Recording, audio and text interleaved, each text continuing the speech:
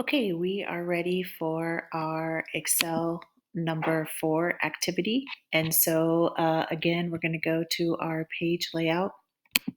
We are going to go to setup. We want to make sure that we insert our header and our footer. We want our custom header with your name. This is called parking revenue report. And you want to put today's date. And hit OK. We want to make sure that our page orientation is landscape. So we want to go to landscape. And then we want to make sure that it's fit to one page. The next step is that you're going to type in the data, and to speed things up, I have it typed in from the.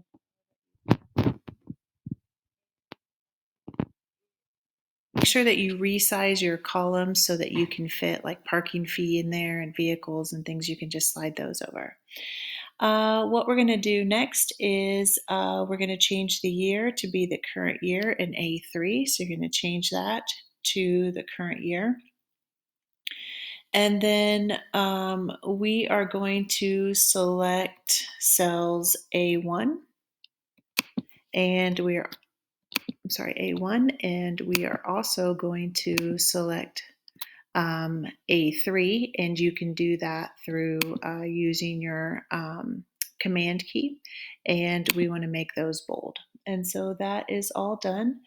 What we want to do next is we want to center align our text A1 all the way over to N1, and we want to merge and center. We want to do the same for the second line, merge and center. And we also want to do that for our third line. So we're going to drag that over to our N and merge and center that. The next step is to select row 5, 6, and 7, and we're going to bold those.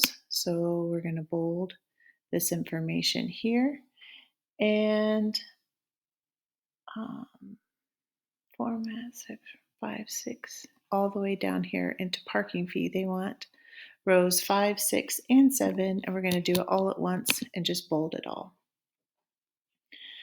Then we're going to merge and center our months here. So we're going to merge and center, and we're going to do that for May, June,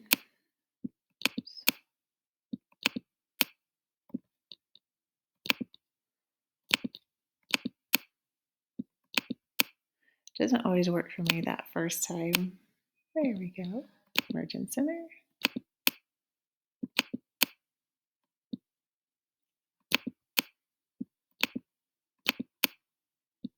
I will get it. There we go. And then finally September. We're going to merge and center those. The next thing that we are going to do, I've done a little extra information here, and I shouldn't have that yet. Okay, so we're going to go over here to, we're going to do a little math here. And so what we're going to do is we're going to do a calculation. We are going to do an equal sign, and we're going to do B6 because we want to find out how much revenue we're getting from how much we're charging and how many cars are parking there. And then we're going to multiply, so that's shift 8, and then it is times C8. And that is going to give us B6. Oh, I'm sorry, that was the wrong formula. That should be equal sign B8 times C8.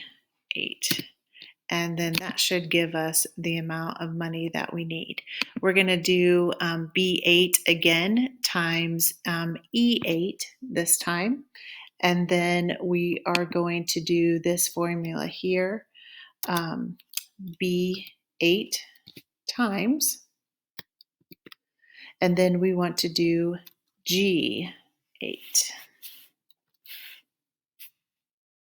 And then we move over here and we do our equal sign and we do B8 times, this one would be I8. And then we move over here and we do our equal sign, B8 times, this one would be K8. And then finally, we do our equal sign, B8 times, this one would be M8. Now, the beauty part of Excel is that it will do the calculations for us if we drag our cursor over to that little rectangle, and we're going to autofill in the rest of the math, and it will manipulate that calculation for us so we don't have to retype everything.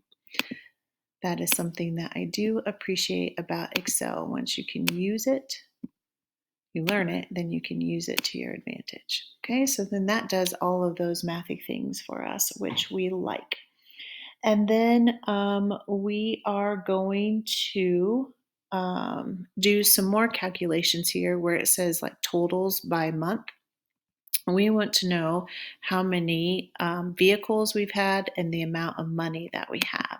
So what we're going to do is we're going to drag our cursor down here, and from